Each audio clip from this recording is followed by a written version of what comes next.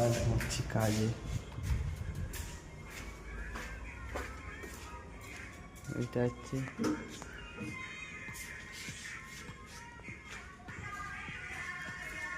কে রে, ওটা কে বসে আছে?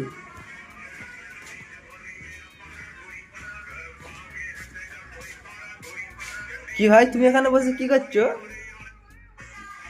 এই স্যার সাইডে তালা মারা, চাবি আনতে ভুলে গেছি, ওই জন্য বসে আছি। ও, কখন এসছো তুমি? হ্যাঁ, আধা ঘন্টা। কি চাবি আনতে ভুলে গিয়েছিলে? হ্যাঁ।